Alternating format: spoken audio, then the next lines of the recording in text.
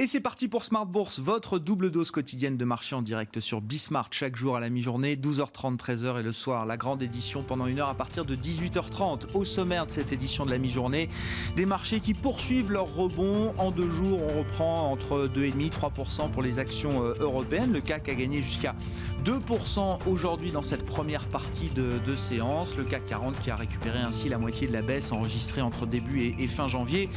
On était autour de 5700 points début janvier, tombé à 5400 points et un peu moins. Et on se retrouve aujourd'hui autour de 5550 points. Vous aurez le résumé complet et les mouvements de cette séance dans un instant avec Nicolas Pagnès depuis la salle de marché de Bourse Direct. Sur le plan macro, on a pris connaissance de la première estimation du PIB zone euro pour le 4e trimestre. Une baisse un peu moins marquée que prévu, moins 0,7% d'un trimestre à l'autre, avec, notez-le, un acquis de croissance pour 2021 qui s'établit à 2,1% pour l'ensemble de l'économie de la zone euro. On notera dans le détail un PIB italien qui lui a reculé assez nettement de 2% au 4e trimestre, tandis que le PIB portugais, comme le PIB espagnol, a réussi à se maintenir légèrement positif, plus 0,4% pour l'économie portugaise au 4e trimestre. Dans la série des résultats, on a pris connaissance des chiffres de BP ce matin qui enregistre une perte de près de 6 milliards de dollars l'an dernier. Le titre BP est en baisse actuellement sur le marché britannique. Et puis on suivra ce soir Alibaba, Amazon ou encore Alphabet, Google qui publieront leurs résultats après la clôture des marchés américains pour Amazon et Alphabet en tout cas. Enfin, dans cette demi-heure, nous accueillerons Emmanuel Locinotte, le président de Gay-Lussac Gestion. Gay-Lussac Gestion qui succède ainsi à Raymond James Asset Management International. Et oui, les Français ont racheté les Américains pour créer cette société de gestion d'actifs qui dispose aujourd'hui d'un peu plus d'1 milliard d'euros d'encours sous gestion.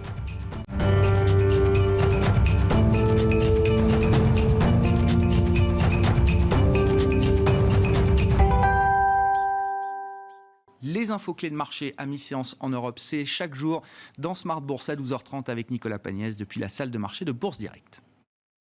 La tendance est toujours à la hausse à la mi-journée à la Bourse de Paris. Les investisseurs se montrent dans l'ensemble optimistes dans un contexte de léger recul de la volatilité sur les marchés, alors que les traders de la plateforme Wall Street Bets semblent se désintéresser des titres GameStop et AMC.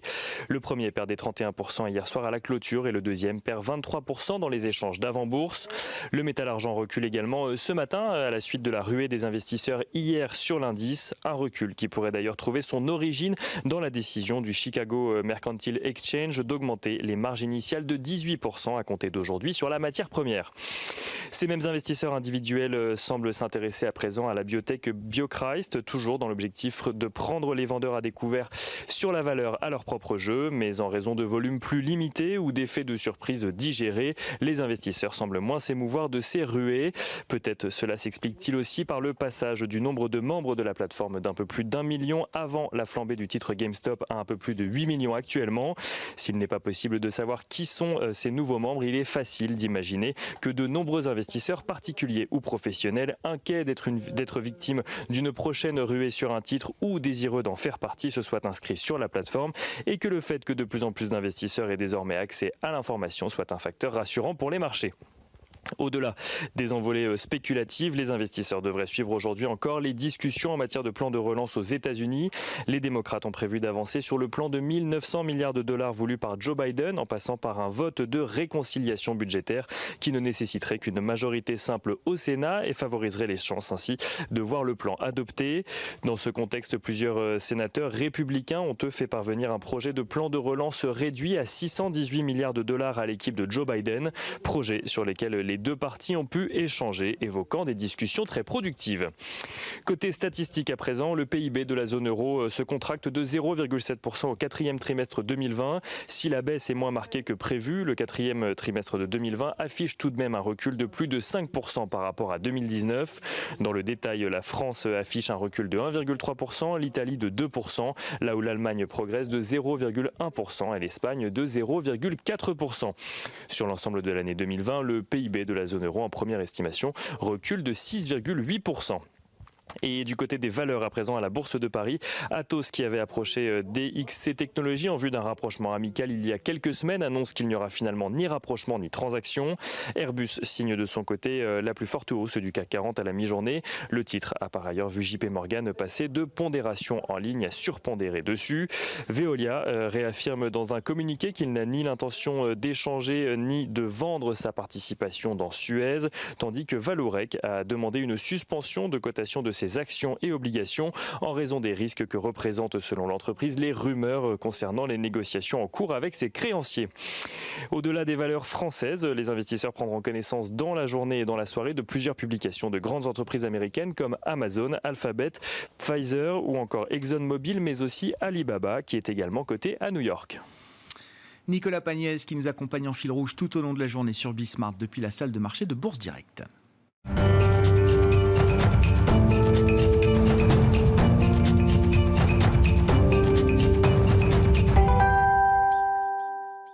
Parlons du marché et parlons plus précisément du risque à la hausse sur l'inflation en ce début d'année. C'est Bastien Dreux qui est avec nous par téléphone, le responsable de la macro-stratégie thématique de CPR Asset Management. Bonjour et bienvenue Bastien.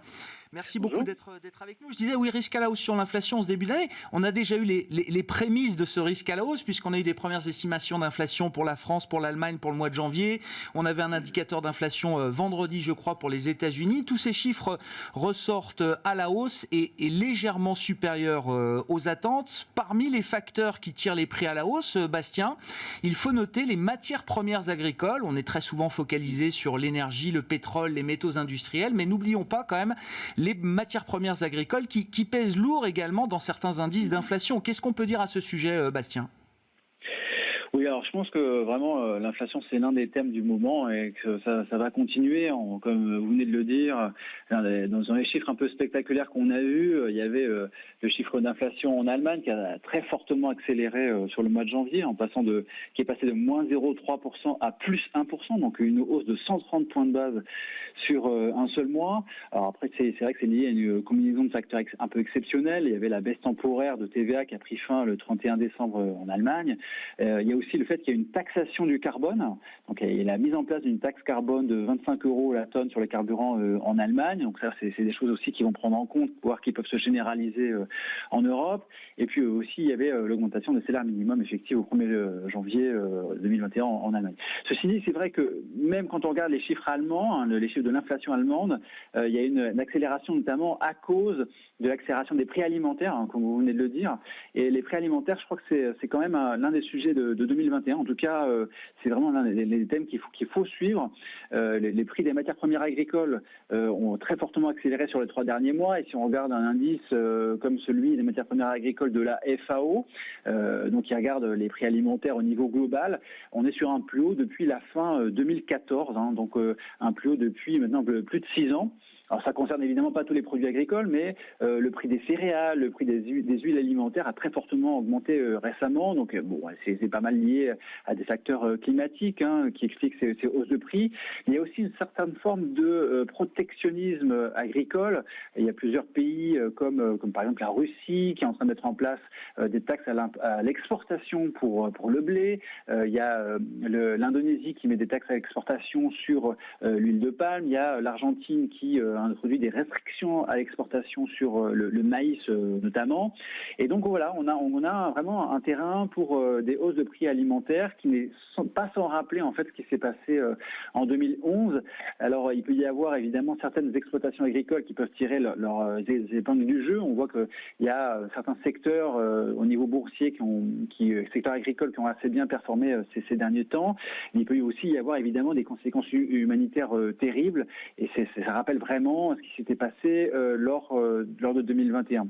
Donc plus généralement, après sur l'inflation, c'est vrai qu'il y a un certain nombre d'autres facteurs qui sont favorables, on ne va pas tous les énumérer, mais je pense que l'un des points qui est assez important, on a déjà parlé très souvent, c'est le fait que les ménages aient constitué une épargne très importante pendant la crise, en particulier les ménages les plus aisés. Et en fait, avec ce surplus d'épargne, on a assisté à une augmentation sans précédent de la masse monétaire. Si on regarde l'agrégat monétaire M2 aux États-Unis, il est en hausse de 25% sur un an glissant. Si on regarde l'agrégat monétaire M3 en zone euro, il est en hausse de 10% sur les 12 derniers mois. Et en fait, quand on prend une vision purement monétarisme, plus de monnaie, ça équivaut à des hausses des prix, évidemment. Alors après, c'est vrai qu'il ne faut pas être naïf, étant donné que c'est essentiellement les ménages les plus aisés qui ont capté le surplus d'épargne. Ça alimente assez largement une inflation financière, on pourrait dire, et ça devrait continuer à être le cas sur l'année 2021. Mais il peut y avoir quand même une petite partie de cette épargne qui pourrait jouer sur le prix des biens une fois que les économies ont rouvert, et ça devrait pousser un petit peu à la hausse l'inflation sur 2021. Est-ce que tout le monde est prêt à garder son sang-froid par rapport à cette situation, ce risque de surprise à la hausse de l'inflation, Bastien? Les banquiers centraux, la Fed en premier lieu, a bien préparé le terrain, déjà indiquant qu'elle ne réagirait pas ou qu'elle ne surréagirait pas à une inflation qui s'installerait temporairement au-delà des 2%. Je crois que les points morts d'inflation aux États-Unis sont autour de 2,20% aujourd'hui. Est-ce que le terrain est suffisamment bien préparé par les banques centrales pour éviter des surréactions de marché, ou est-ce que le jour où on accumulera un certain nombre d'évidences à la hausse de l'inflation, est-ce que ça peut provoquer quelques perturbations chez les investisseurs? Alors, déjà, dans le cas de la BCE, on est quand même assez loin de la cible d'inflation. Quand on regarde le chiffre allemand que j'évoquais tout à l'heure, on n'est qu'à 1%, donc on est quand même très très loin de la cible. Il y a encore une accélération bien supérieure à ça pour que ça puisse changer un peu les choses au niveau de la BCE. Après, au niveau de la Fed, il faut quand même rappeler que la Fed est passée dans une stratégie de ce qu'elle appelle l'average inflation targeting, et qu'elle tolérera un dépassement de la cible de 2% pendant un certain temps pour compenser justement toutes les périodes pendant lesquelles l'inflation était inférieure à 2%. Donc là, je pense qu'il n'y a pas du tout, les banques centrales ne surréagiront pas à l'inflation. Après, c'est vrai que l'inflation totale devrait repasser pour des raisons d'effet de base, peut-être vers les 3% aux États-Unis pendant l'année, mais c'est pas ça qui fera dégainer la Fed cette année. En fait, je pense que la Fed, il y aura des questions qui se poseront peut-être sur la deuxième partie d'année, sur peut-être le rythme d'achat qui sera peut-être réduit sur la deuxième partie de 2021, mais ça sera en bonne part avec l'amélioration des conditions économiques. Ce ne sera pas que l'inflation. La Fed ne va pas juste s'arrêter à l'inflation, elle regardera un peu comment fonctionne l'économie, et si le fait que les économies rouvrent, ça amène de bons indicateurs. Bon, à propos de reprise, justement, Bastien, quel est le niveau de soutien budgétaire qu'on peut attendre aux États-Unis aujourd'hui ? Alors, je pense que, là, on venait de l'entendre dans votre flash juste avant, il y a 10 sénateurs républicains qui ont fait une contre-proposition de soutien budgétaire à 618 milliards. Je pense qu'on est quand même très très loin des 1900 milliards qui ont été proposés par Biden sur les dernières semaines. Et ce qu'on a bien vu hier, c'était que ce soit Nancy Pelosi, la chef de la Chambre des représentants, et puis Chuck Schumer, le chef du Sénat, ils ont commencé à se mettre d'accord sur les premières manœuvres pour mettre en place ce qu'on appelle la réconciliation budgétaire, qui permettront de faire passer le plan de 1900 milliards sans qu'il y ait un besoin de 60 voix au Sénat.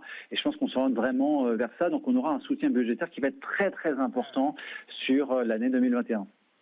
Bon, on va suivre ça évidemment. C'est un paramètre clé aujourd'hui pour les marchés, des marchés d'ailleurs qui retrouvent un peu d'optimisme après la consolidation des dernières semaines. On repart de l'avant depuis hier avec un CAC 40 qui revient à 5550 points au moment où on se parle. Merci beaucoup Bastien. Bastien Dreux qui est avec nous par téléphone, le responsable de la macro-stratégie thématique de CPR Asset Management.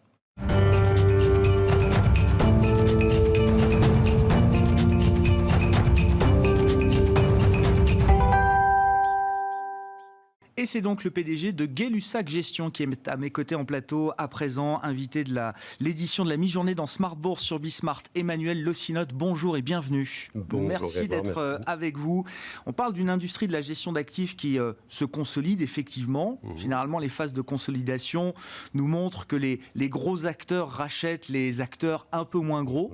Vous faites exactement le mouvement inverse. Gay-Lussac Gestion, alors, existe sur le marché parisien depuis 25 ans peut-être maintenant, sauf qu'on la connaissait sous l'intitulé Raymond James Asset Management International.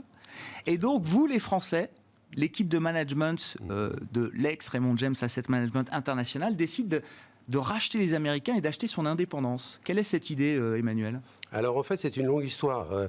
L'aventure avec Raymond James a commencé déjà en 1987, donc ça fait 87, donc beaucoup plus que 25 ans. Voilà, ça fait effectivement 34 ans, avec l'activité brokerage, c'est-à-dire l'activité recherche sur le marché américain auprès d'une clientèle institutionnelle française.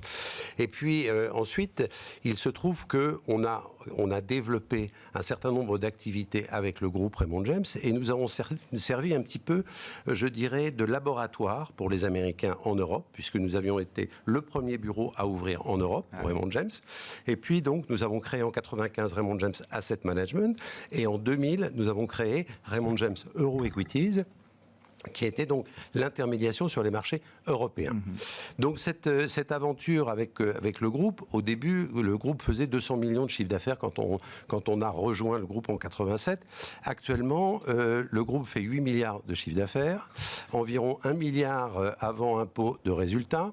C'est un groupe qui est donc coté sur le New York Stock Exchange, qui fait partie de la composition du Standard & Poor's 500, donc parmi les 500 plus grosses sociétés américaines, et qui a une capitalisation boursière de l'ordre de 14 milliards de dollars, avec 240 milliards de dollars sous gestion, donc en gestion collective, et en dépôt de la part de ses clients aux alentours de 900 milliards. Je vous dis ça pourquoi ? C'est que vous imaginez bien un petit peu le mastodonte qu'est devenu Raymond James, et que notre société de gestion était un petit peu un animal hybride, je dirais, et qui ne rentrait pas véritablement dans la case du groupe Raymond James.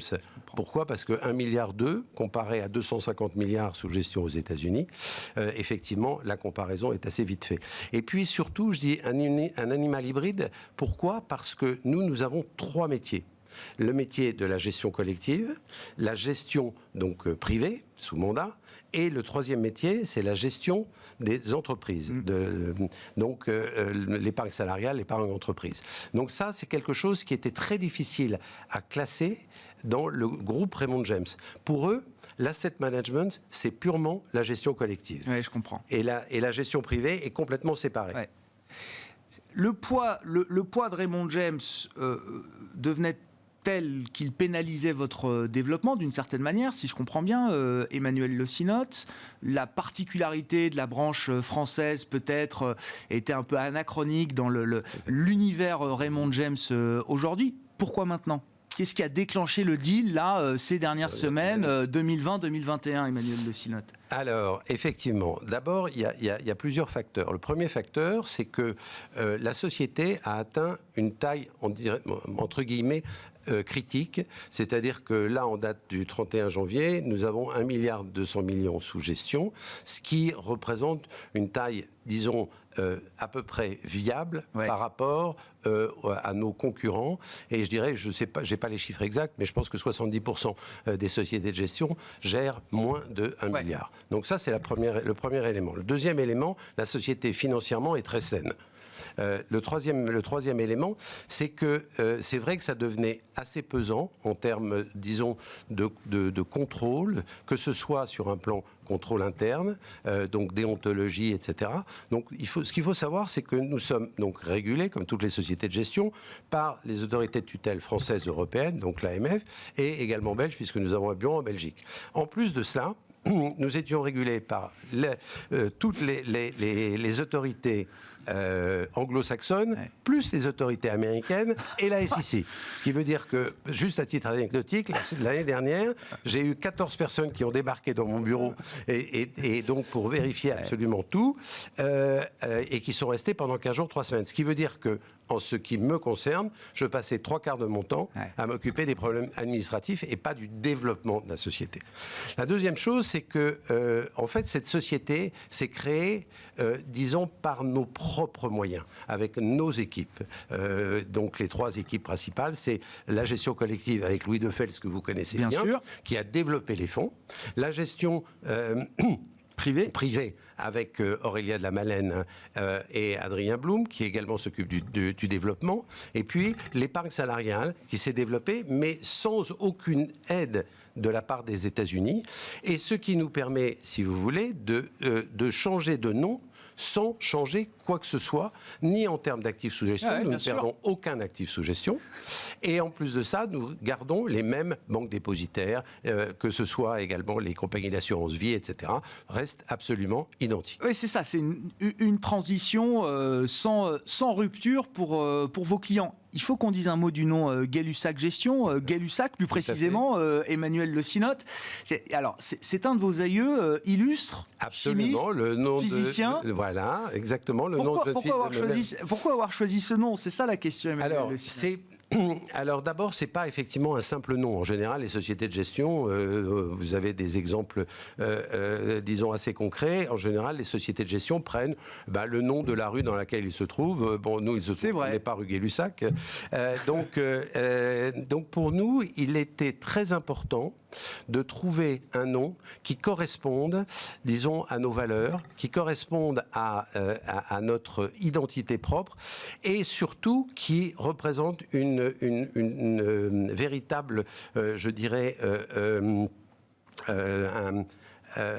non pas un statut, mais surtout une référence, disons, dans la société française. Et il se trouve que le savant Gay-Lussac, donc, qui est un des plus grands physiciens et chimistes français du 19e siècle, il est mort en 1850, représentait un petit peu toutes ces valeurs.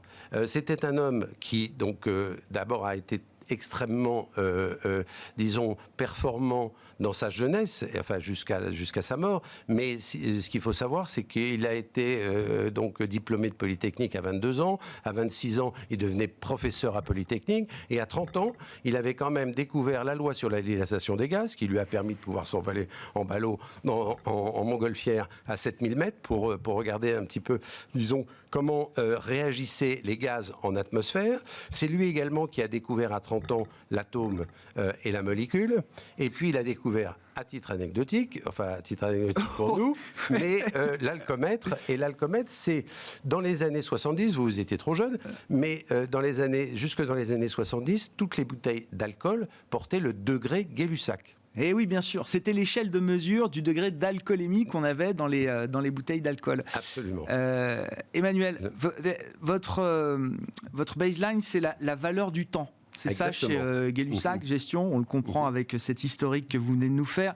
Quand vous observez le phénomène des traders Robinhood, des millennials, de Wall Street Bets, de la frénésie acheteuse, de la fièvre acheteuse aujourd'hui qui s'empare de peut-être plusieurs millions de particuliers aux États-Unis et pourquoi pas à travers la planète, est-ce que vous n'avez pas l'impression que la valeur du temps, elle est un peu en décalage par rapport aux valeurs actuelles et à ce qui fait marcher le marché justement aujourd'hui, Emmanuel? Alors pas du tout, je ne pense pas du tout qu'on soit en décalage. D'ailleurs, ce qui est intéressant, et pour refaire un petit parallèle avec Gay-Lussac, c'était un homme qui a pris le temps de réfléchir. C'était un homme qui était extrêmement européen. Il a été membre de toutes les académies de sciences, que ce soit en Prusse, que ce soit en Autriche, en Russie, etc. Et donc, ça correspond exactement à notre stratégie de gestion, à savoir que nous, on a une stratégie qui est plutôt moyen et long terme, et sur une niche qui est les small et mid-cap. Et en fait, nous visons à être vraiment la référence dans les sociétés small et mid-cap. Et effectivement, c'est du moyen ou long terme. Et vos clients, ils acceptent aujourd'hui ces horizons de temps que vous leur proposez, Emmanuel? Je pense au contraire que la psychologie de nos clients actuellement est beaucoup plus sur une gestion à moindre risque, entre guillemets, c'est-à-dire que pour nous, la notion du risque est excessivement importante. Et j'en veux pour preuve les performances, si vous voulez, les récompenses que nous avons eues en 2019, 2020, etc., où nous avons été nommés la meilleure société de gestion. Pourquoi ? Parce que justement, la volatilité que nous avons sur nos fonds est une des plus faibles volatilités. Juste un exemple, sur le fonds small cap, la volatilité se situe aux alentours de 10,5, tandis que la moyenne de l'indice se situe aux alentours de 22. Et pour vos clients, ça c'est un critère presque aussi important que la performance et que le rendement que vous pouvez délivrer? Écoutez, je pense d'abord parce que le rendement n'est pas du tout affecté, parce que nos fonds encore l'année dernière, et le fonds small cap a fait plus de 22%, enfin, vous l'avez vu avec Louis de Fels, donc je pense que la performance n'est pas affectée. Mais par contre, nous avons, dans les marchés baissiers, nous avons un espèce de coussin d'air qui nous permet de limiter considérablement la baisse. Donc ça, c'est quelque chose qui est très important. Et je pense que de plus en plus, que ce soit d'ailleurs pour des clients institutionnels ou pour des clients privés, ils commencent à avoir une aversion à la trop forte volatilité. Déjà, les marchés sont volatiles. Donc ça veut dire que quand vous vous retrouvez à moins 25 au mois de mars et que vous repassez à plus 22 à fin décembre de la même année, vous imaginez l'amplitude. Et ça, je pense que les investisseurs privés et institutionnels sont très sensibles à une volatilité un peu moins forte. Bon. Et sans expertise, pas de gestion active. Votre expertise, elle est dans le domaine des small et mid cap. Il y a même un fonds micro cap aussi, Absolument. je crois, Emmanuel Le Synotte. C'est un chemin qui permet d'imaginer que la gestion active a encore peut-être de l'avenir dans des marchés dominés par la gestion passive. Si on regarde sur une décennie, on voit bien que les flux de collecte dans la gestion passive l'emportent très largement. C'est presque totalement symétrique par rapport à la décollecte qu'on a de la gestion active sur 10 ans. Absolument. Alors en fait, si vous voulez, moi je pense que les fonds traditionnels large cap, très large cap, d'ailleurs on le voit aux États-Unis, 70 à 80% des gestionnaires ne battent pas l'indice. Oui. Et sur une période de 1 an, 3 ans, 5 ans, vous apercevez qu'au mieux, on est à peu près à l'indice. Donc c'est tout à fait compréhensible de se dire, mais pourquoi je vais investir dans une gestion active alors que mes gestionnaires finalement, avec qui je paye des frais de gestion, ne sont pas capables de faire mieux que l'indice, ou seulement 10, 15, 20%. Par contre, effectivement, dans les micros, small et mid-cap, là, il y a une véritable valeur ajoutée. Nous, nos performances, et encore une fois, je le dis d'autant plus, je suis d'autant plus à l'aise que c'est pas moi qui gère, c'est donc l'équipe de Louis Fels, mais c'est vrai qu'on arrive à avoir des performances qui battent nos indices de référence de 10, 12, 13 points, etc. Donc là, il y a une véritable valeur ajoutée. Et en plus, c'est véritablement, je dirais, depuis même notre mariage avec Raymond James, puisque Raymond James est également très spécialisé aux États-Unis dans la recherche sur les valeurs mid et small. Et je rajoutais juste une chose sur Raymond James. Non seulement on se quitte très très bons amis, mais nous restons toujours très très attachés, très liés avec Raymond James. D'autant plus que c'est notre pourvoyeur de recherche principal sur les valeurs américaines et que la société reste la société de gestion de la SICAV au Luxembourg. Mais l'objectif que vous fixez, qui est de doubler les encours sous gestion en 3 ans, vous êtes à un peu plus d'1 milliard, 1,2 milliard, vous disiez fin janvier. Cet objectif-là, vous n'auriez pas pu l'atteindre si vous étiez resté Raymond James Asset Management.